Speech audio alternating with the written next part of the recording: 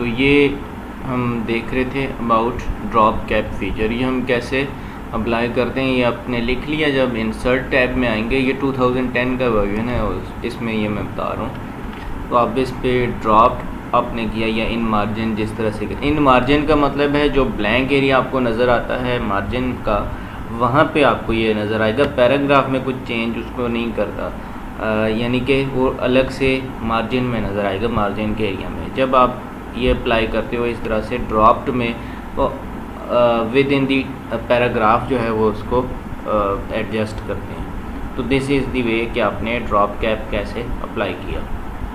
अब हम देखते हैं कि नेक्स्ट हम, अच्छा यहाँ पे आपको स्टेप्स हैं, आप IT सीरीज़ बुक फॉलो करो, that is better for you. यहाँ पे आपको इस तरह से समझ नहीं आएगा। पेज मार्जिनस और पेज नंबरिंग किस तरह से अप्लाई की जाती है। तो इन पेज नंबर्स का ये बता दूँ कि फॉर एग्ज़ाम्पल ये आपके सारा टेक्स्ट है, इसको मैं कॉपी करता हूँ अब, और इसी को ये फॉर एग्ज़ाम्पल ही हमने बहुत सारा टेक्स्ट जो है वो कॉपी किया हुआ है और उसको मैं अब ये नीचे आपको देखें यहाँ पे ये कितने पेजेस हो गए हैं आपके पास। 10 पेजेस हमने बना ली, ये आपको इसके स्टेटस में नज़र आ रहा है। वर्ड्स कितने बन गए हमारे पास, ये सारा स्टेटस बार पे आपको नज़र आ रहा है। ये यहाँ पे कर्सर आपको नज़र आ रहा है मूव करता हुआ। अच्छा, अब देखें कि हम क्या कर रहे हैं कि हेडर और फुटर का थोड़ा सा मैं बता देता हूँ। जब आप पेज नंबर अप्लाई करते हो, इधर वो पेज नंबर जो है आपको बिल्कुल टॉप पे नज़र आता है या बिल्कुल आखिर में।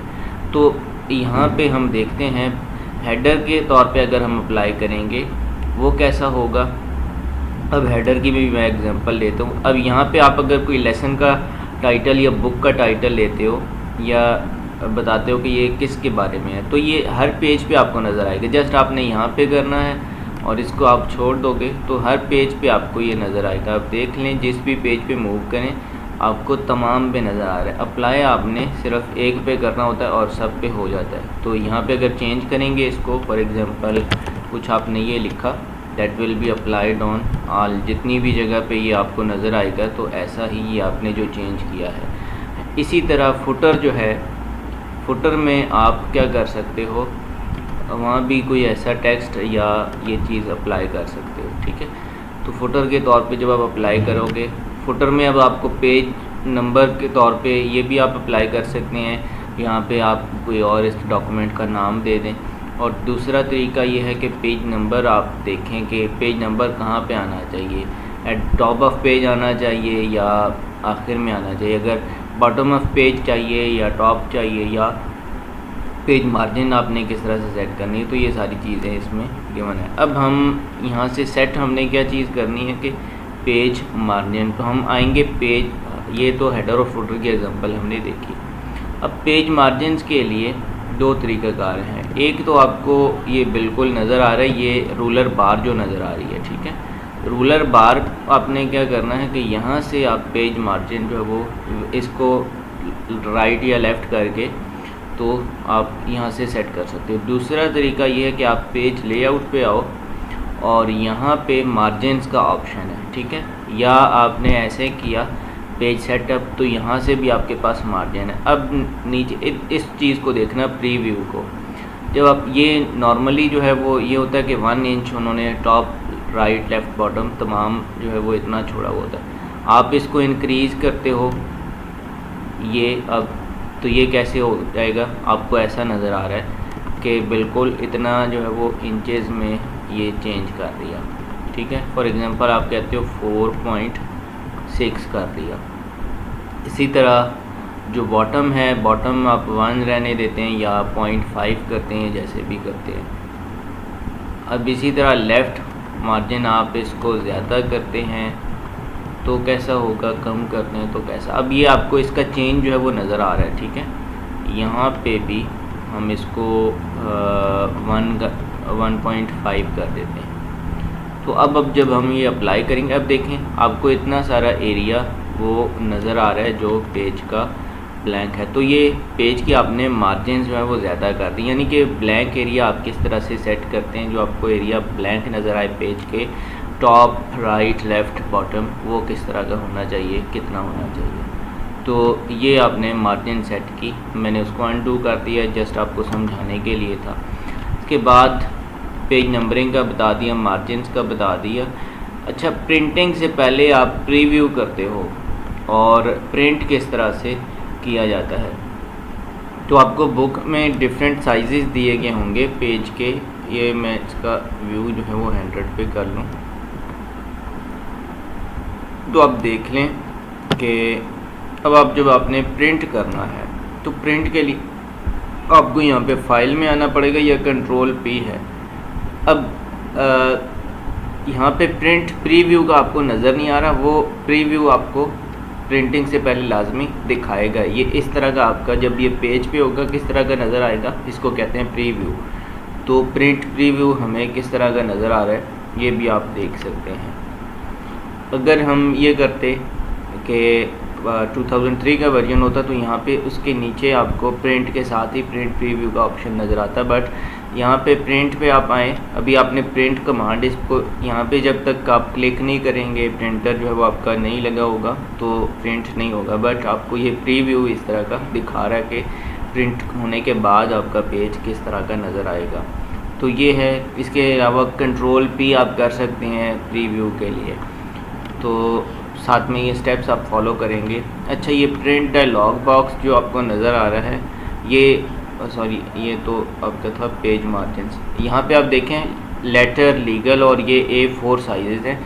ये पेज के मुख्तलिफ साइज़ होते हैं। आप कहें कि लीगल पेज साइज़ किस तरह का है, उसका ये तमाम के साइज़ आपको गिवन हैं, ये आपको पता होने चाहिए।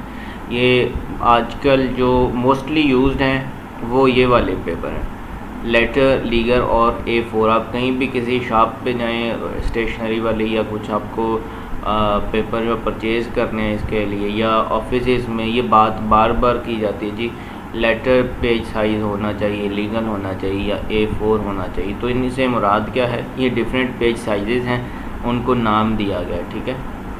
तो ये भी आपको पता होना चाहिए इन्फॉर्मेशन। अब ऑटोमेटिक फ़ीचर्स कौन कौन से हैं जी। ऑटोमेटिक फ़ीचर्स में हमने देखा था स्पेल चेक। फॉर एग्जांपल हम अगर स्पेलिंग मिस्टेक करते हैं तो वो किस तरह से इसको काउंट करेगा। हम वापस जाते हैं, इसको एस्केप किया। अच्छा, यहाँ पे लफ्ज़ फॉर एग्जांपल लिखा हुआ है हाइट, इसको मैं स्पेलिंग जो है वो मिस्टेक करता हूँ। फॉर एग्जांपल ये है तो इसको थोड़ा सा मैं एनलार्ज कर लूँ।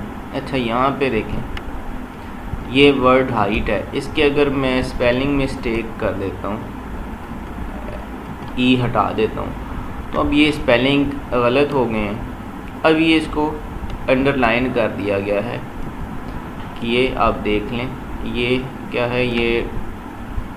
अब जब मैं इस पर क्लिक करूँगा तो ऑटो करेक्ट का ऑप्शन आपको बता रहा है, तो ये ऑटोमेटिक फ़ीचर्स में आता है। दूसरा तरीका ये है कि आप F7 प्रेस करें तो स्पेल एंड ग्रामर चेक आपके सामने आ गया। अब जितने भी वर्ड्स इसमें मिस्टेक होंगे, जहाँ पे आप इस वक्त होंगे मौजूदा जो आपकी लोकेशन है डॉक्यूमेंट में, वहाँ पे आपको बताएगा कि कौन सा वर्ड जो है वो इनकरेक्ट है, ठीक है। और उसके साथ में सजेशंस बता रहा है, ये आपको सजेशंस नज़र आ रही हैं। तो आप यहाँ से सिलेक्ट करके ऑटो करेक्ट भी कर सकते हो जी। स्पेलिंग अब ठीक हो गए। अब दोबारा F7 पे जाओ तो स्पेल चेक इज़ कंप्लीट आपको बता रहा है। दूसरा तरीका है इसका कि आप रिव्यू में जाओगे और रिव्यू में आपको ABC और ये कोने में जो आपको नज़र आ रहा है, रिव्यू में जाके grammar and spelling and grammar के नाम से ABC और नीचे टिक हुआ होगा, ये जब आपके सामने। तो जब आपकी मिस्टेक नहीं है तो ये ओपन ही नहीं होगा, ठीक है। जब आपके पास मिस्टेक होगी कोई वो स्पेलिंग की या ग्रामर की, तब ये ओपन होगा। अब जब मैं इसको जाता हूँ रिव्यू में जाके इस पर मैं क्लिक करता हूँ तो अब ये सामने आ गया है और वो लोकेशन आपके सामने आती है जहाँ पे मिस्टेक्स होती हैं, वो आपको रेड नज़र आएगा। और इस वक्त जो आपकी डॉक्यूमेंट में लोकेशन होती है वो भी आपको नज़र आ रही है कि आप इस वक्त इस लाइन पे हैं, ये जहाँ पे हाइट आपने, तो इसकी स्पेलिंग आपको बता रहा है। अब इसकी जगह जो पॉसिबल वर्ड्स जो हो सकते हैं इन स्पेलिंग्स में, इनकी स्ट्रोक्स पे या आपको जो मैच करके बता रहा है कि सजेस्ट कर रहा है, ठीक है। तो आप इसमें से जो करेक्ट होगा वो आप सेलेक्ट करके अप्लाई कर सकते हो, ऑटो करेक्ट कर सकते हो। दूसरा तरीका अब अच्छा हम जाते हैं अपने उसकी तरफ, इसको मैं रीडू कर देता हूँ, ये हो गया जी।